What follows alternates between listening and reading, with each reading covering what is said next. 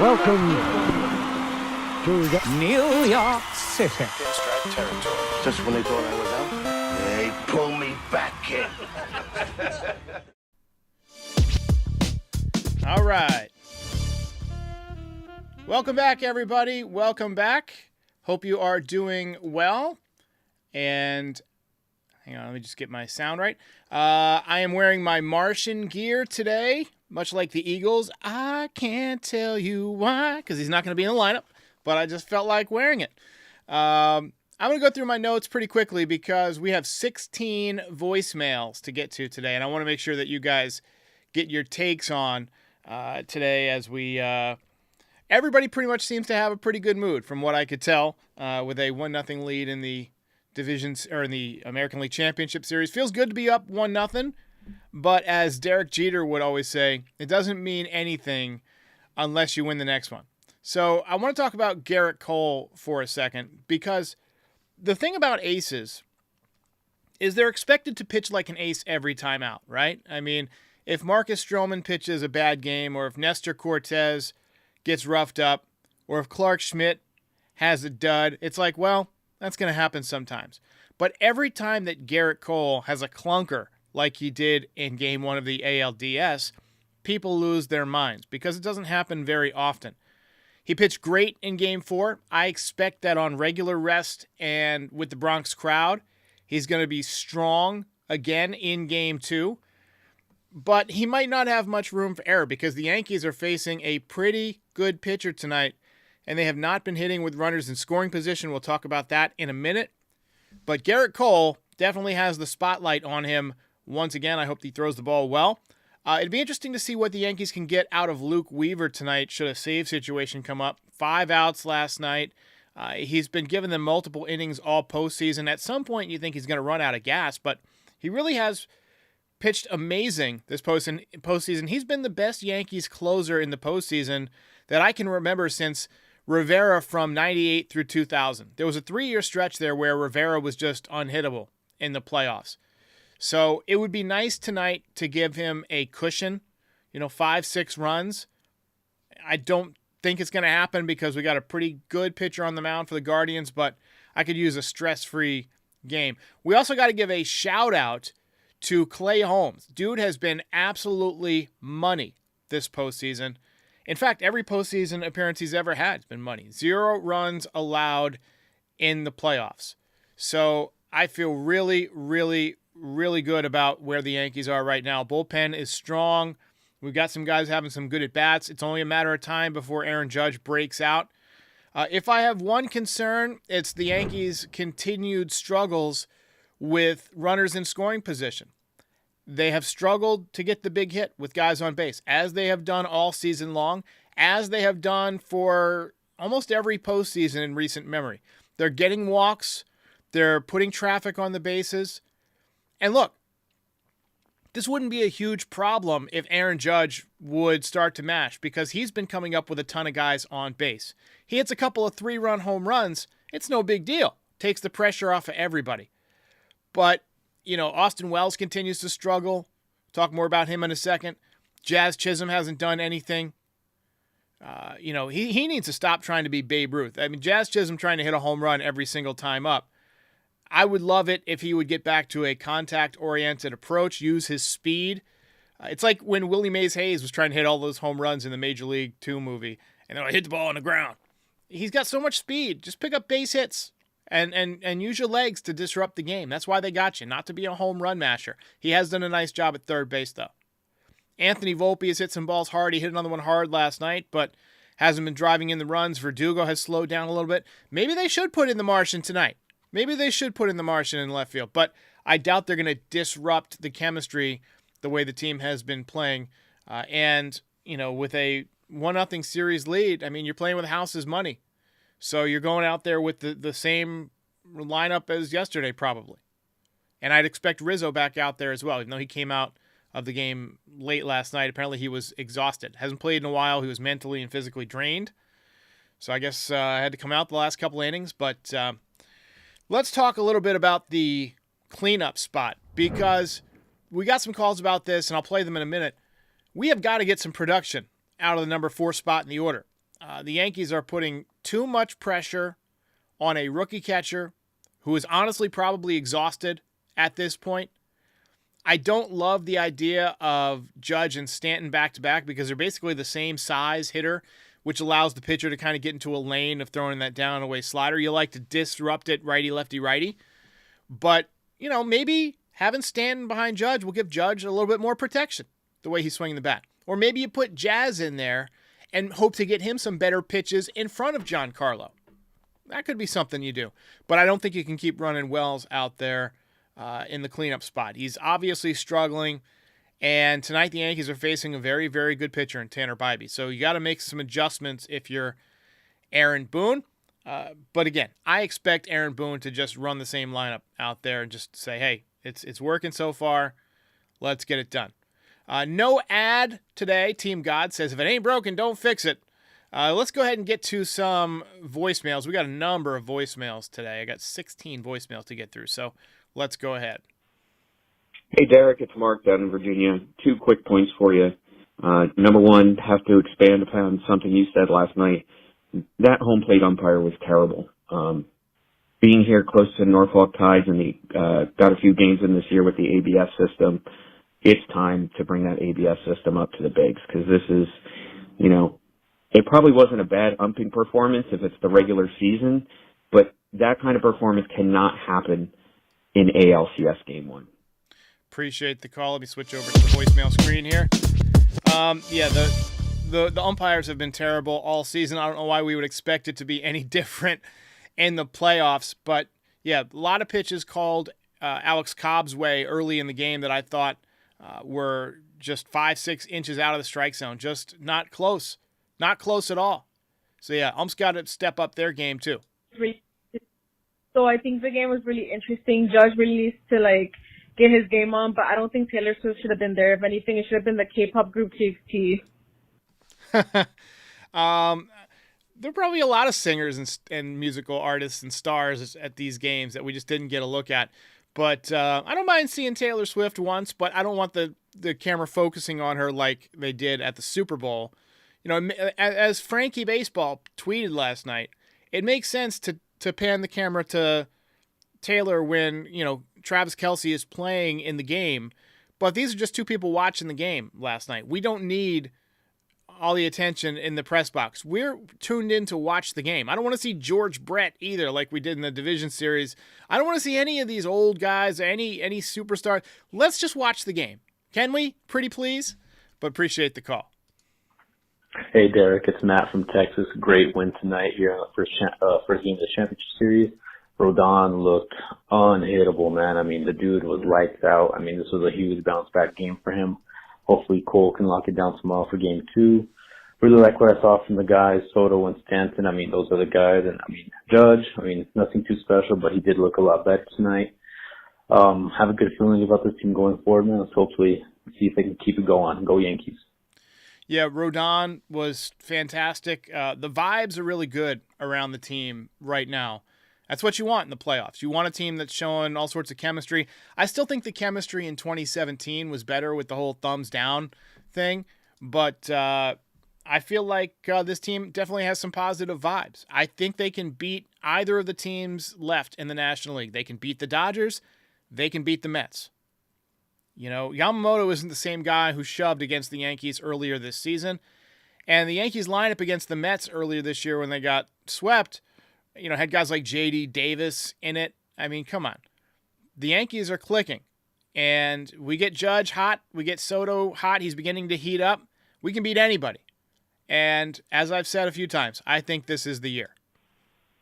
All right, the first scalping of the Indians is done, so let's go for number 2 tonight.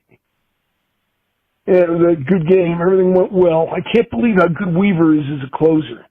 Thank God Holmes sucked as much as he did, or else we never would have found out how good Weaver is. He struck out another 4 guys in an inning and 2/3. What the hell? Yeah, so looking awful good. I may have to eat my words, but like I said, I'll do it gladly. If we win it all, I'll be the first call you get the day after. All right, later. Well, Robert, I do think you bring up a good point. It's a blessing in disguise that the Yankees had to remove Clay Holmes from that closer role. Where would we be without Luke Weaver right now? The guy has been nails. Not only is he getting the job done, he's making it look easy. He's making it look easy. No pressure whatsoever. He's not really walking guys. He had a walk last night, but for the most part, he's been throwing strikes. His changeup is disgusting. His fastball's 96, 97, 98. We didn't know he had that kind of velocity last year. And he's really throwing the ball really well. Man, when a man's wrong, he's wrong, Derek. This is Brian. I absolutely hated switching up the mojo they had coming out of the ALDS. I didn't want to see the Rizzo in there. I liked actually the versatility I thought Duke Ellis brought as far as a pinch runner off the base. That's almost a guaranteed triple sometimes when you get these guys in the postseason that can't get thrown out. I've seen the Yankees lose in the past with Dave Roberts. Unfortunately, I'm old enough to remember that one, but yeah, I was wrong. And Rizzo had a great game. He did his thing. A hit, a walk, looked pretty good, honestly. I wasn't sure either about the start with Rodon. I was thinking maybe to start heel. Looked great. I guess that's why I'm managing from my couch. Great job, boys. Love to see the win, though. Hope that momentum keeps up. Appreciate the call, Brian. Yeah, Duke Ellis, his speed is insane. Would be a nice asset to have, but the Yankees do have some other runners that they can put in there. John Birdie can run. Jason Dominguez can run.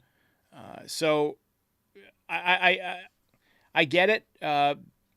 There's only so many spots on the roster, and you got to make some sacrifices. Rizzo swung the bat good last night. Let's hope he keeps it up. I was surprised by how good his timing looked.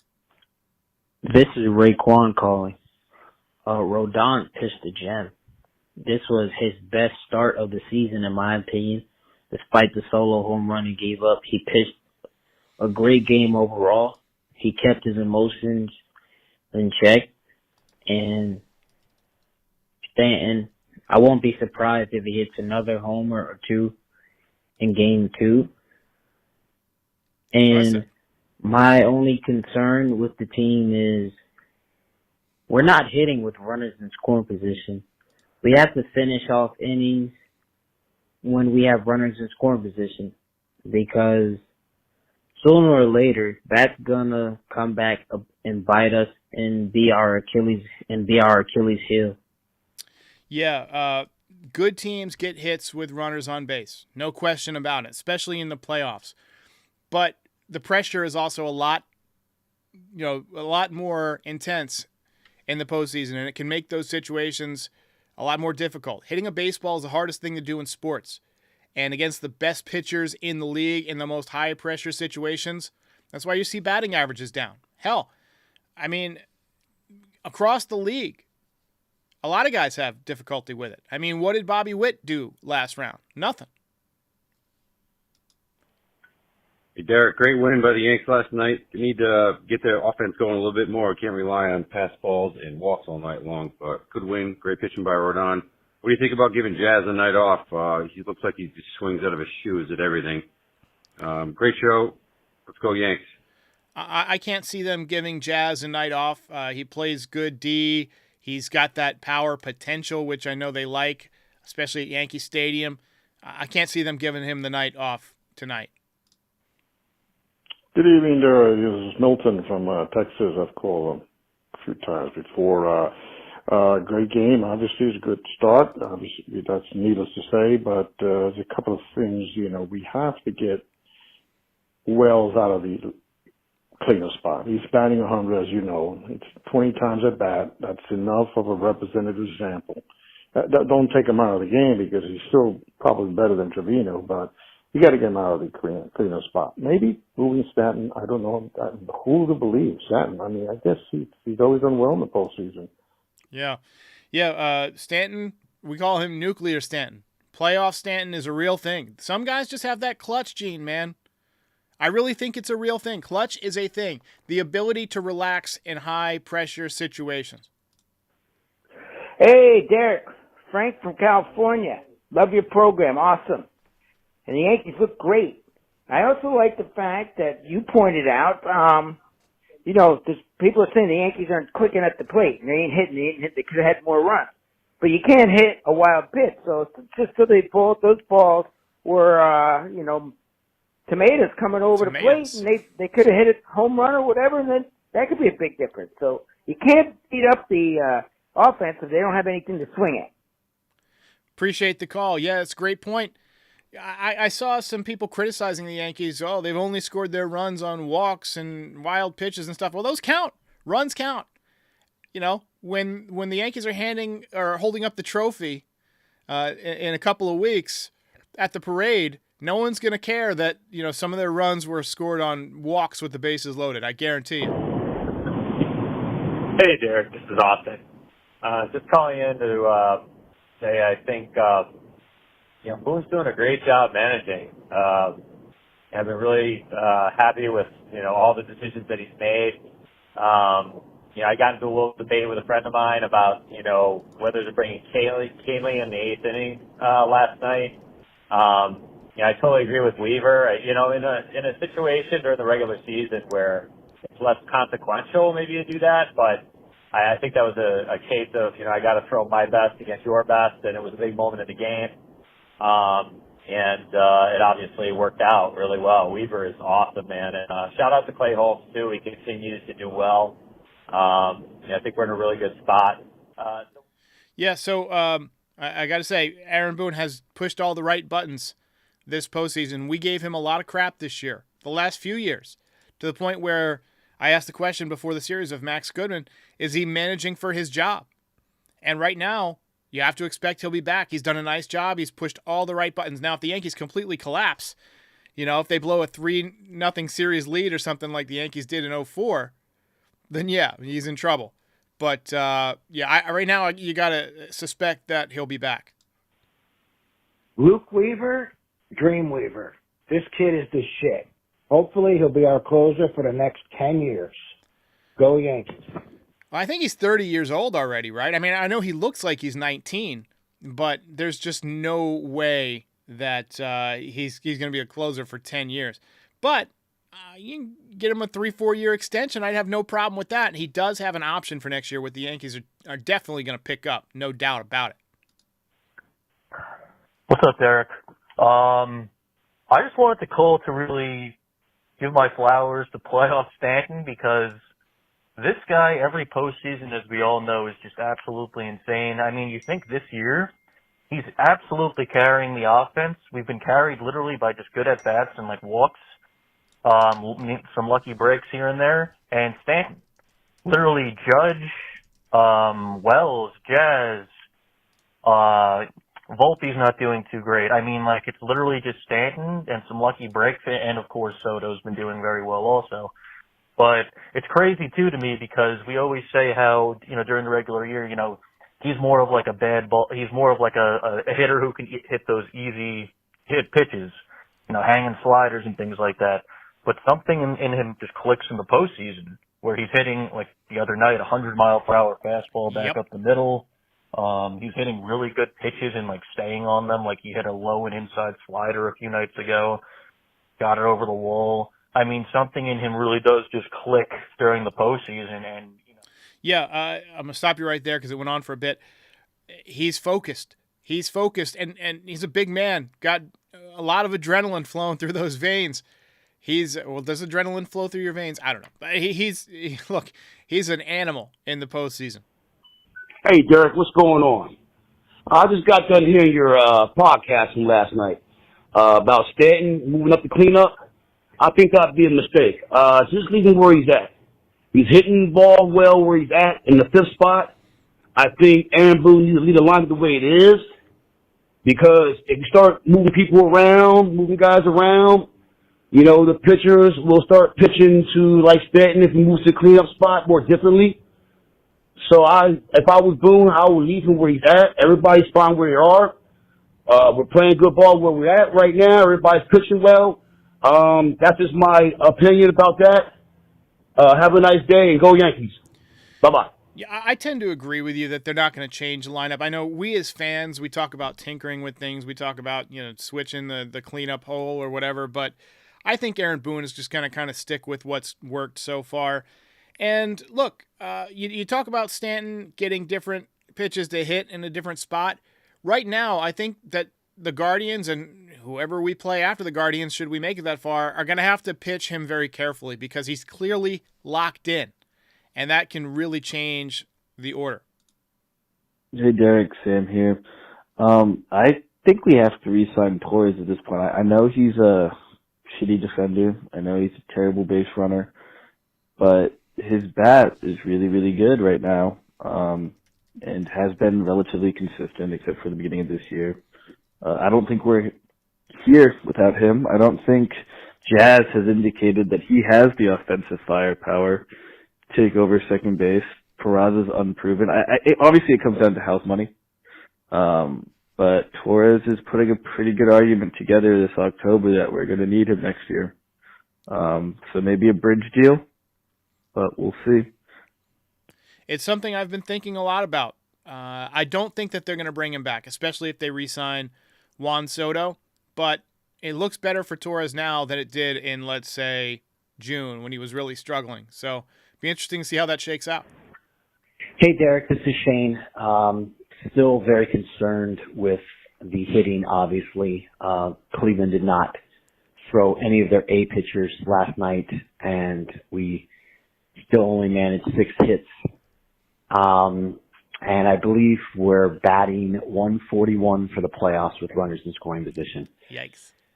So that obviously needs to change. Hopefully it does tonight. And my question for you is, when does Boone bench Wells? He's not going to bench Wells. He's not going to bench him at all. I mean, if we were facing a really tough lefty, like I think they have Boyd, is he on the Tigers? I can't even remember at this point. Let me just pull up the Guardians pitching staff here, because if you face a tough lefty, maybe you'll see Jose Trevino in there, and that would change things. So they've got, I guess Boyd was on the Tigers. I can't even remember. So we've got Tanner Bybee pitching tonight. Let's see. Ben Lively is a righty, so Wells will be in there versus him. Carrasco, obviously a righty. Logan Allen, I don't know if we'll even see him. Throws lefty, maybe, but 5.73 ERA. I guess it doesn't matter. I'm not an expert on the Guardian staff, but I don't see a lot of changes.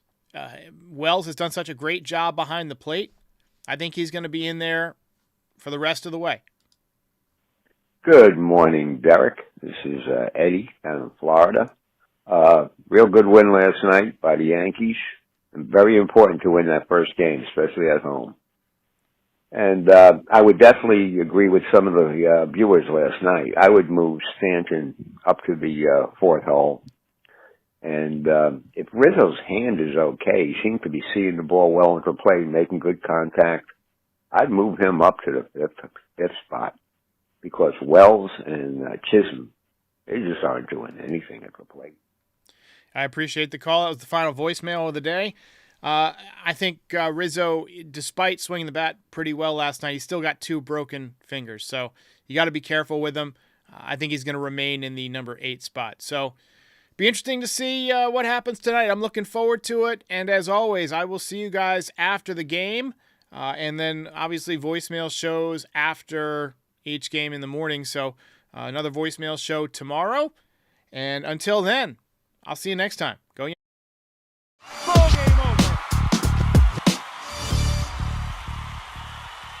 If you enjoyed this video, please drop a like and give us a subscribe. It helps other Yankees fans find the channel. We're also on all your favorite podcast platforms and social media. Join the community, have some fun. We're here after every game. This is Pinstripe Territory.